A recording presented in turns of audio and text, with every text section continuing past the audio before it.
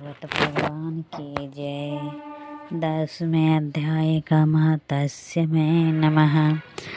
भगवान शिव कहते हैं, सुंदरी, अब तुम 10वें अध्याय के महत्स्य में की परम पावन कथा सुनो, जो स्वर्ग रूपी दुर्गम में जाने के लिए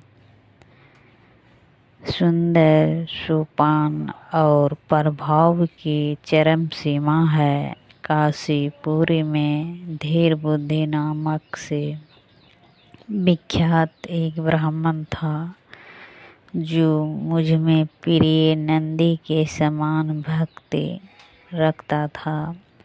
वह पावन कृति के अर्जन में तत्पर रहने वाला, शांत चित्त और हिंसा, कठोरता एवं दुशासन से दूर रहने वाला था।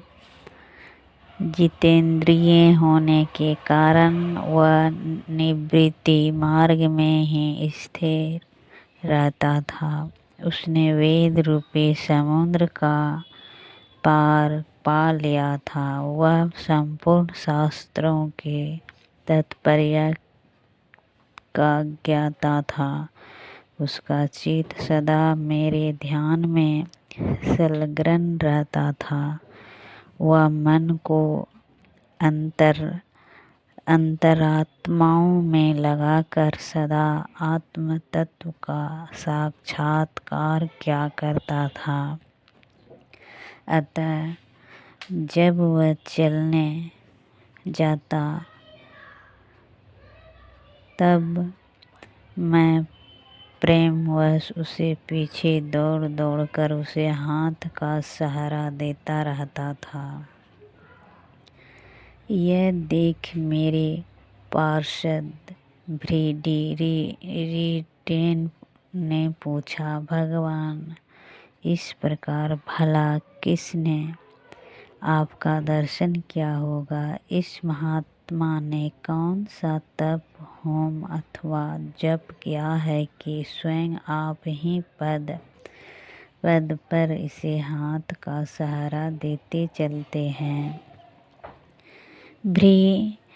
भृडिरिटिका का यह प्रश्न सुनकर मैंने इस प्रकार उत्तर देना आरंभ किया। एक समय की बात है, कैलाश पर्वत के पार्श्व भाग में पुनाग वन के भीतर चंद्रमा के अमृतमय किरणों से धुली हुई भूमि में एक वेदी का आश्रय लेकर मैं बैठा हुआ था। मेरे बैठने के क्षण भर बाद ही सहसा बड़े जोर की आंधी उठी। वहाँ के वृक्षों की शाखाएं नीचे ऊपर होकर आपस में टकराने लगी। कितनी ही टहनियों टूट टूट कर बिखर गई। पर्वत की अविचल छाया भी हिलने लगी। इसके बाद वहाँ महान भयंकर शब्द हुआ, जिससे पार्वती की कंदराएं प्रतिध्वनित हो उठी। जिसे पर्वत की कंदराएं प्रतिध्वनित हो उठी। तदंतर आकाश से कोई विशाल पक्षी उतरा, जिसकी क्रांति काले मेघ के समान थे। वह कज्जल की राशि, अंधकार की समूह अथवा पंख कटे हुए काले पर्वत सा जान पड़ता था।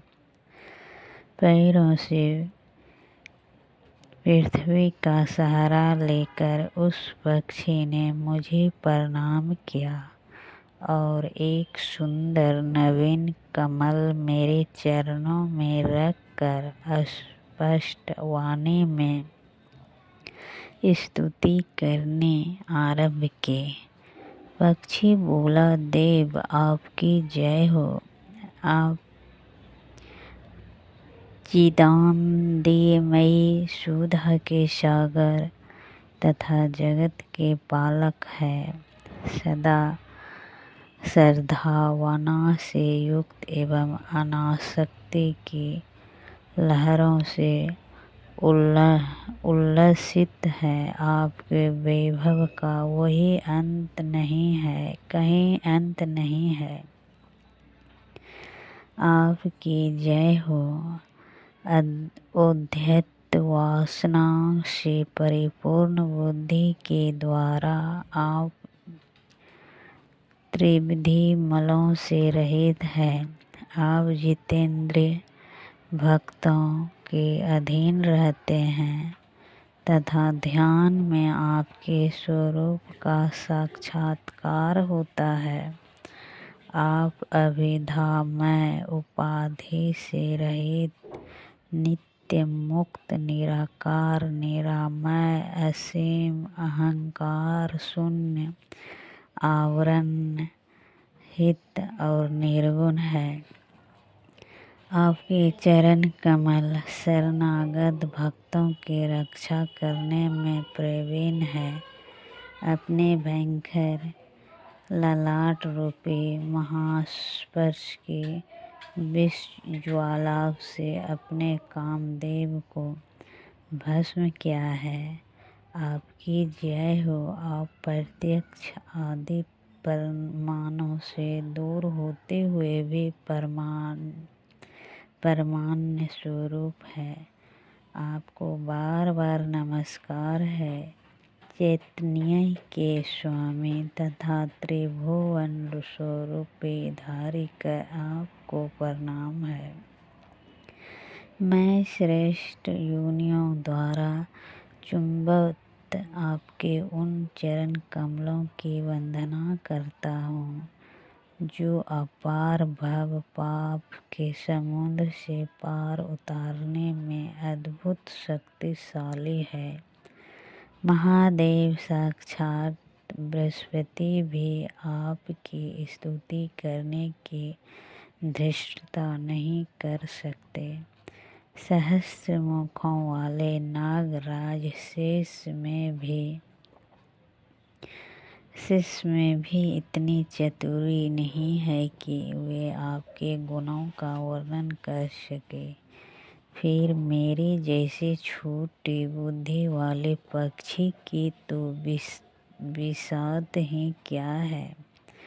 उस पक्षी के द्वारा किए हुए इस श्रुत को सुनकर मैंने उसे पूछा, विहंगम तुम कौन हो और कहाँ से आए हो। तुम्हारी आकृति तो हंस जैसी है मगर रंग कौवे का मिला है।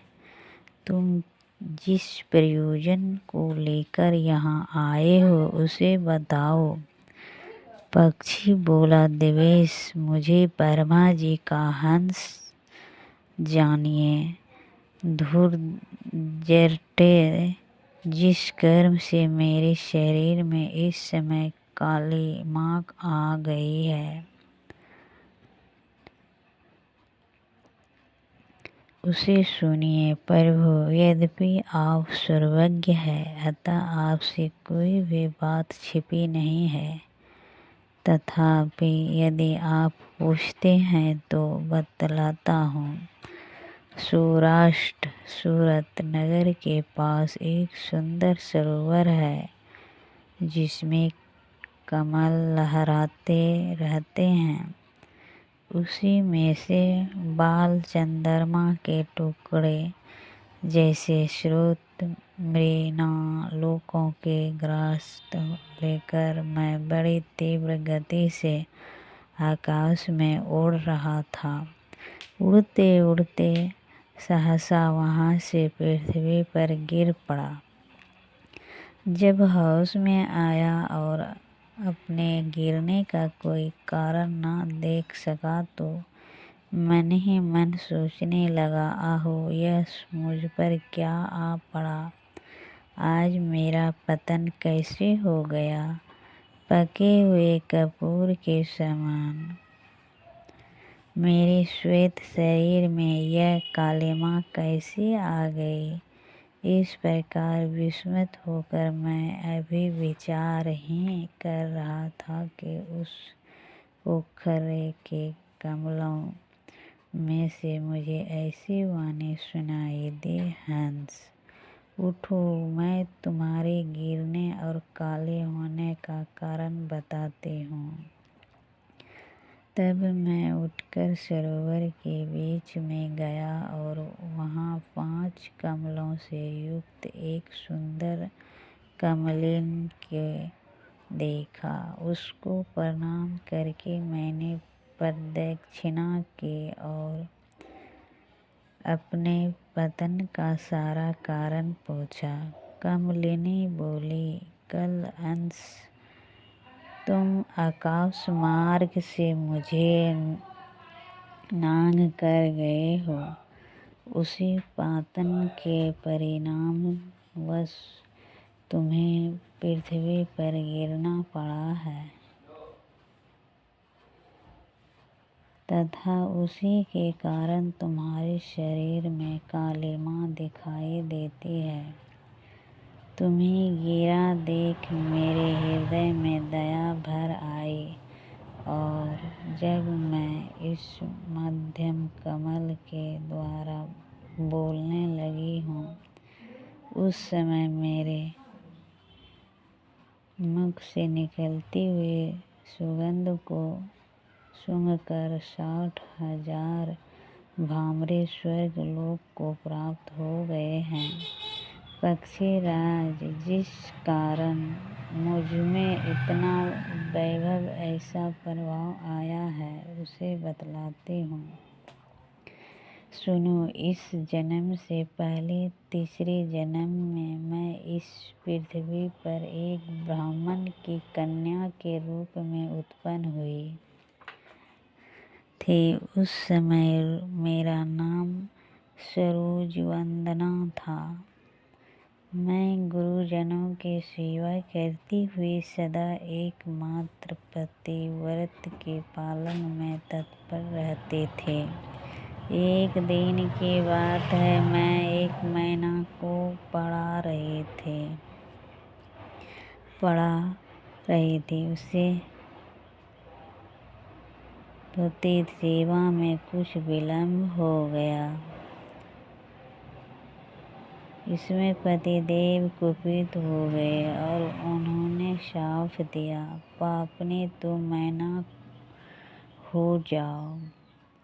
मरने के बाद यद्यपि मैं मैना ही हुई, तथापि पतिव्रत के प्रसाद से मुनियों के ही घर में मुझे आश्रय मिला। किसी मुनि कन्या ने मेरा पालन पोषण किया। मैं जिनकी घर में थी, वे ब्राह्मण प्रतिदिन प्रातःकाल विभूति योग नाम से प्रसिद्ध गीता का 10वें अध्याय का पाठ करते थे और मैं उस पापहारी अध्याय को सुना करती थी। विहंगम काल आने पर मैं मैना का शरीर छोड़कर 10वें अध्याय के महात्म्य से स्वर्गलोक में अप्सरा हुई। मेरा नाम प्रजावती हुआ और मैं प्रजा की प्यारी सखी हो गई। एक दिन मैं विमान से आकाश में विचर रही थी। उस समय सुंदर कमलों से सुशोभित इस रमणीय सरोवर पर मेरी दृष्टि पड़ी और इसमें उतर कर ज्यों ही मैंने जल क्रीड़ा आरंभ की, त्यों ही दुर्वासा मुनि आ धमके। उन्होंने वस्त्रहीन अवस्था में मुझे देख लिया। उनके भय से मैंने स्वयं ही एक कमलिनी का रूप धारण कर लिया। मेरे दोनों पैर तो कमल हुए, दोनों हाथ भी दो कमल हो गए और शेष अंगों के साथ मेरा मुख भी एक कमल हुआ। इस प्रकार मैं 5 कमलों से युक्त हुई। मुनिवर दुर्वासा ने मुझे देखा। उनके नेत्र